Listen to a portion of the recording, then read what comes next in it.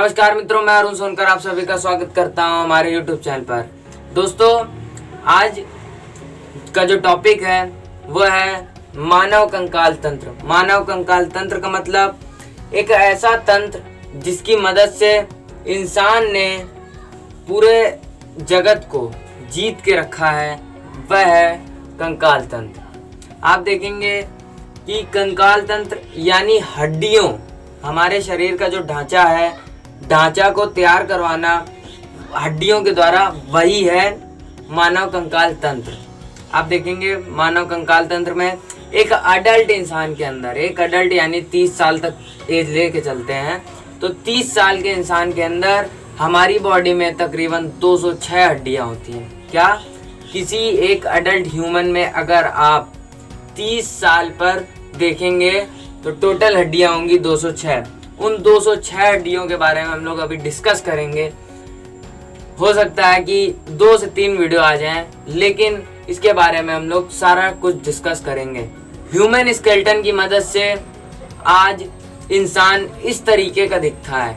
आपकी रूपरेखा होती है। मान लीजिए कोई भी जानवर है, तो किसी भी जानवर की रूपरेखा डिसाइड करता है उसका जो कंकाल तंत्र है। अगर मान लीजिए हमारे पास कंकाल तंत्र ना होता तो हम लोग भी किसी अमीबा या पैरामीशियम की तरीके कहीं पर भी बिखरे बिखरे पड़े रहते हैं। फिर किसी भी ऑर्गन का काम सही ढंग से नहीं हो पाता। तो इसके लिए मानव कंकाल तंत्र है वो काफ़ी ज़्यादा उपयोगी है और उसकी के बारे में आज डिस्कशन होगा। तो दोस्तों, जीएस से रिलेटेड वीडियोस और करंट अफेयर से रिलेटेड वीडियोस को जानने के लिए और उनके तथ्यों के बारे में जानने के लिए हमारे चैनल को सब्सक्राइब कर लीजिए, जिससे कि आपको भी जानकारी का खजाना मिलता रहे। तो बात चल रही है मानव स्केलेटन के बारे में, यानी मानव कंकाल तंत्र के बारे में, यानी ह्यूमन स्केलेटन के बारे में। ह्यूमन स्केलेटन में 2 ब्रॉडली बेसिस पे हम लोग डिवाइड करते हैं। पहले तो हड्डियों को देखिए, एक को हम लोग बोल देते हैं एक्सियल स्केलेटन, एक को बोल देते हैं हम लोग अपेंडिकुलर स्केलेटन। एक्सियल स्केलेटन का मतलब हमारे जो सेंट्रल वर्टिकल सेंट्रल एक्सिस से अगर हम लोग जितनी भी बोन्स देखा जाए तो वो सब एक्सियल में आ जाती हैं। जैसे कि स्कल, ये जो ऊपर वाला मेरी खोपड़ी में जितनी बोन है, ये इनके साथ से अगर आप वर्टिकल एक्सिस डालें तो इसके साथ में हमारा ये जो वर्टेब्रास है ये सब, और फिर उसके बाद ये जो पेक्टोरल गर्डल, पेल्विक गर्डल है, इसको हम लोग शामिल नहीं करेंगे क्योंकि यहाँ से डिवाइडेशन चल रहा है।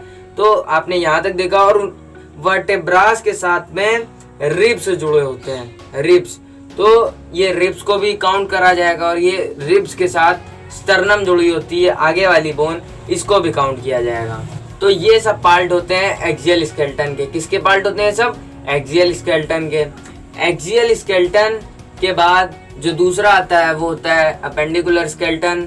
अपेंडिकुलर स्केलेटन यानी एक्सियल स्केलेटन वाली चीज़ों को छोड़ दिया जाए तो बची हुई जितनी बोन्स हैं उन सभी बोन्स को हम लोग अपेंडिकुलर स्केलेटन के अंदर रखते हैं। इसमें ये जितनी भी बोन्स होती हैं अपेंडिकुलर स्केलेटन की विशेषताएं अगर देखी जाए, पूछा जाता है कि अपेंडिकुलर स्केलेटन की क्या विशेषताएं हैं, तो ये सेंट्रल वर्टिकल एक्सिस से जुड़ी होती हैं किसी ना किसी मीडियम के द्वारा। जैसे मान लीजिए हमारी ये जो लिम्ब की बोन है, हाथ की बोन है, इस हाथ की बोन ये यहाँ पर कंधे में शोल्डर प्लेट है, उस पर अटैच्ड है और फिर उसके साथ से अटैच्ड है। तो ये पेक्टोरल गर्डल यानी ये जो शोल्डर प्लेट है और साथ में ये हाथ की हड्डी, ये सभी चीज़ें अपेंडिकुलर स्केलेटन में आ जाती हैं। अपेंडिकुलर स्केलेटन में ये सारी बोन्स हो गई, इधर वाली सारी बोन्स हो गई, नीचे का ये वाला पोर्शन हो गया और फिर दोनों लिम्ब हो गए। देखिए, जन्म के समय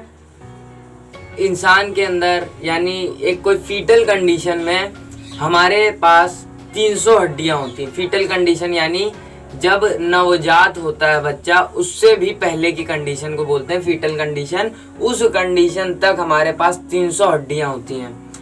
300 हड्डियां आपस में जुड़ती जाती हैं। आपस में जुड़ जुड़कर ये तकरीबन 28 से 30 साल तक 206 नंबर में हो जाती हैं। यानी अभी भी अगर कोई इंसान 16, 17, 18 में है या फिर उससे भी बड़ा है, 28, 30 का पूरा नहीं हुआ है, तो उसके अंदर अभी भी 206 बोन्स नहीं है। तो दोस्तों आपने जाना है कि हमारा जो स्केलेटन सिस्टम है वो दो ब्रॉडली क्लासिफाइड किया जा सकता है। पहला तो axial skeleton, second appendicular skeleton. Axial skeleton के अंदर जो सेंट्रल पार्ट है वो सारा आ जाएगा। अपेंडिकुलर स्केलेटन यानी उनके एसोसिएटेड जितनी भी बोन्स हैं उन सभी को हम लोग अपेंडिकुलर स्केलेटन बोल दे सकते हैं। तो दोस्तों अब हम लोग पार्टिकुलर बोन्स पर आएंगे कि पर्टिकुलर बोन कहाँ प्रेजेंट है, कैसे प्रेजेंट है, उन सभी 206 बोन्स के बारे में हम लोग डिस्कस करेंगे। ये स्केलेटन सिस्टम का काम ये भी है कि हमारे जो सॉफ्ट और मेन ऑर्गन्स हैं उनको किस तरीके से प्रोटेक्ट किया जाए, तो उनकी ये प्रोटेक्टिव कवरिंग भी है। जैसे मान लीजिए हार्ट है, हार्ट हमारे आप जानते होंगे कि हार्ट बहुत ही इम्पोर्टेंट ऑर्गन है, तो उसको प्रोटेक्ट करने के लिए भगवान ने रिबिकेज बनाया है। और आप जानते हैं कि जो न्यूरॉन्स हैं, न्यूरॉन्स भी बहुत ही ज़्यादा सेंसरी होते हैं और बहुत ही जल्दी डैमेज हो जाते हैं। इनकी वजह से भगवान ने ये स्कल बनाया और साथ में जो स्पाइनल कॉर्ड है वो भी एक तरीके से सेंट्रल नर्वस सिस्टम ही का पार्ट है, उसको भी प्रोटेक्ट करने के लिए भगवान ने हमारे अंदर वर्टेब्रल कॉलम बनाया। तो भगवान ने हड्डियां बनाई जिससे कि हमारे जो सॉफ्ट ऑर्गन हैं उन सभी को हम लोग आसानी से बचा सकें। मान लीजिए किसी ने घूसा मारा तो आपका तुरंत हार्ट खराब ना हो जाए, तो उसको प्रोटेक्ट कर रहा है। कुछ बोन्स का नाम बताया जा सकता है कि वो किसको किसको प्रोटेक्ट कर रहे हैं। जैसे कि आपका ये जो क्रेनियम है, क्रेनियम यानी ब्रेन बॉक्स जिसके अंदर ब्रेन रखा है, वो किसको वो कर रहा है प्रोटेक्ट, ब्रेन को प्रोटेक्ट कर रहा है। और इसके बाद जो हमारा हार्ट है, हार्ट और लंग्स, इन दोनों को कौन प्रोटेक्ट कर रहा है, रिब केज विद स्टर्नम, ये प्रोटेक्ट कर रहा है। और जो स्पाइन है, स्पाइन जो स्पाइनल कॉर्ड है उसको कौन प्रोटेक्ट कर रहा है, वर्टेब्रास इस तरीके से उसको बचा रहे हैं। इस वीडियो में बस इतना ही। अब हम लोग जो अपना नेक्स्ट वीडियो लाएंगे वो लाएंगे स्कल के ऊपर। किसके ऊपर, स्कल के ऊपर। आपका जो ब्रेन बॉक्स है विद योर फेशियल बोन्स का भी काफी ज्यादा इम्पैक्ट पड़ता है, क्योंकि अगर फेशियल बोन्स इस तरीके की ना होती तो पता नहीं हम लोग किस तरीके के दिख रहे होते हैं।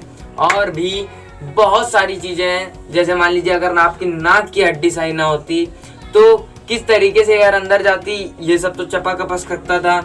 और म्यूसिलेज कवरिंग हो जाती। मान लीजिए आपने जो म्यूकस है, अब म्यूकस जो होती है, आपने इस तरीके से सांस ली, हजारों डस्ट पार्टिकल्स अंदर गए, हजारों डस्ट पार्टिकल्स को फेफड़ों तक एल्वेलाई पर जाकर ये जम ना जाए, तो इसके लिए नाक ही पर हम लोग ने पढ़ा होगा इंफीरियर नेजल कॉन्काई, ये बोन होती हैं और साथ ही साथ इनसे अटैच्ड फाइबर्स होते हैं जो कि इसको अपनी तरफ खींच लेते हैं, सिलिएटेड मूवमेंट होती है।